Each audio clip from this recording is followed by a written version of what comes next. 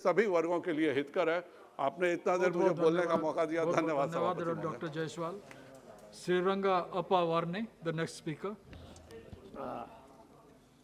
माननीय सभापति महोदय, माननीय वित्त मंत्री ने 2022-2023 का आम बजट पेश किया है। मैं उस पर मेरी बात रख रहा हूँ। सदन में पहला भारत और दूसरा भारत की बात हो रही है। हम तो अखंड भारत की बात करेंगे, जो सावरकर को अभिप्रेत था, उसकी बात करेंगे। भारत का हर नागरिक जो कोरोना महामारी के बाद आर्थिक रूप से जूझ रहा है, इस बजट में खासकर नौकरपेशा, व्यावसायिक, किसान और आम आदमी की बड़ी उम्मीद थी, लेकिन बजट में मध्यम वर्ग के लिए कुछ ऐसा प्रावधान नहीं किया तो लोगों की निराशा बढ़ गई है।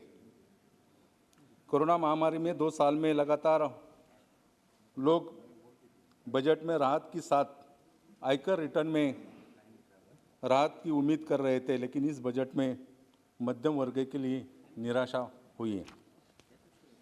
मोदी सरकार ने कहा था कि 2022 तक देश के किसानों की आमदनी दुगनी करेगी, लेकिन सरकार हर कदम पर पूरी तरह से विफल है। आज किसान परेशानी में, बिन मौसम बारिश, चक्रवात के कारण किसानों को बड़ा नुकसान हुआ है। डीजल की कीमतें बढ़ने से किसानों को बीजों और खाद को दामों की भारी वृद्धि होने से किसान परेशानी में, अगर गांव में या गांव के कई इलाकों में देखा जाए, आज भी बीजों के लिए किसानों को लाइन में खड़ा होना पड़ता है। ये परिस्थिति है। बजट में किसानों के ऊपर बात होती है, लेकिन गए कई वर्षों से जो किसान है आज भी जूझ रहा है। आज भी किसान की परिस्थिति हालांकि में है। महोदय, मैं बजट के दौरान ये भी बात रखना चाहता हूँ कि फसल बीमा के योजना के अंतर्गत 1 लाख करोड़ से अधिक का मुआवजा देने की बात कही जाती है।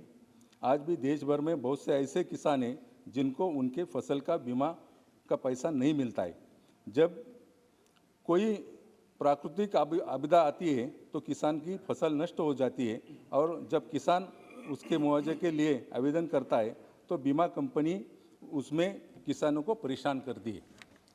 मैंने ये भी देखा है कि जब किसानों के बीमा वापसी की बात करते तो ये बीमा कंपनी है, ये बीमा कंपनी खाली किसानों को चक्कर काटने लगाती है, लेकिन उनको मुआवजा देने के बारे में बिल्कुल सहायता नहीं करती। माननीय सभापति महोदय, सरकार ने शुरू में ये योजना बनाई थी कि कोई भी सरकारी कंपनी सरकार द्वारा नहीं बेची जाएगी, लेकिन आर्थिक परेशानी के कारण सरकार LIC की हिस्सेदारी बेच रही है। BPL सर की कंपनी जो मुनाफे में वो बेच रही है। मोदी सरकार किसानों और मजदूरों के लिए काम करने की बात कर रही है, जबकि सरकार कृषि क्षेत्रों को प्राथमिकता देने के में विफल रही है।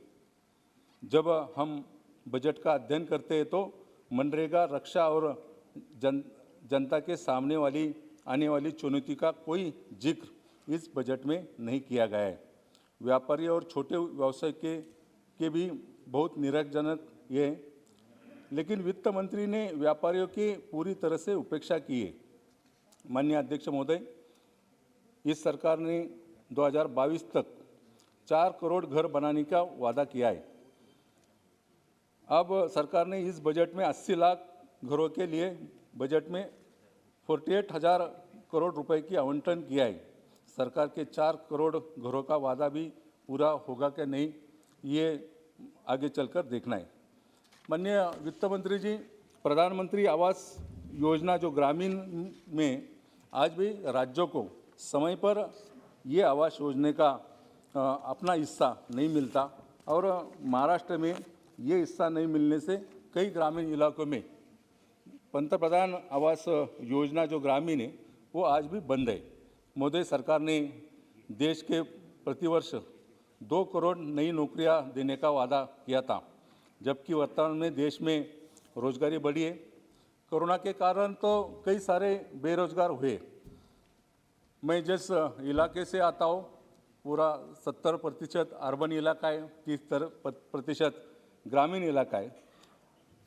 जो कोई युवा आता है तो नौकरी की अपेक्षा रख के आता है, लेकिन आज डेटा जारी करने वाली बेरोजगारी की डेटा जारी करने वाली संस्था है centre for monitoring Indian economy के ताज़ा आंकड़ों के मुताबिक सितंबर 2021 के दौरान देश में बेरोजगारों की कुल संख्या 3.18 करोड़ रही और देश का युवा रोजगार की तलाश में इधर उधर जा रहा है। इस समय 1.18 करोड़ से ज़्यादा ग्रेजुएट बेरोजगार पिछले 4 साल में है। 1.26 करोड़ युवा बेरोजगार हुए, जबकि इस बजट में सरकार ने 60 लाख नौकरियां देने का वादा किया।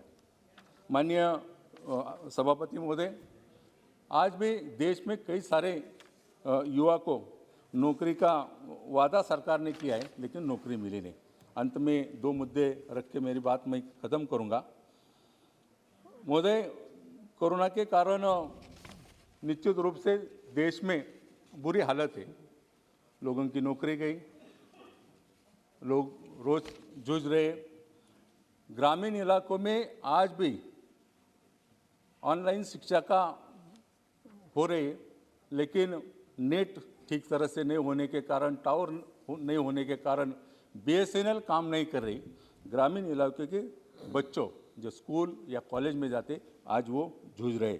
महोदय, अंत में मैं केंद्र सरकार को खासकर वित्त मंत्री से ये कहना चाहता हूँ कि गैर भाजपा सरकार का बकाया, जैसे कि GST का बकाया महाराष्ट्र सरकार को देना बाकी है, तो ऐसे गैर BJP सरकार जो है उसका बकाया दिया जाए, जबकि सभी राज्य केंद्र सरकार को अपनी आर्थिक लाभ पहुंचाती है।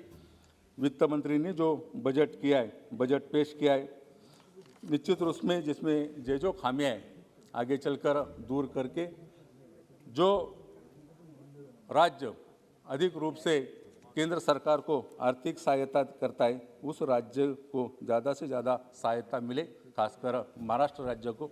फिर से मैं मेरी बात रखने के लिए सभापति मैं आपको धन्यवाद देता है, समय दिया पर के धन्यवाद। Now the next speaker is Ritesh Pandey. बहुत बहुत धन्यवाद आदरणीय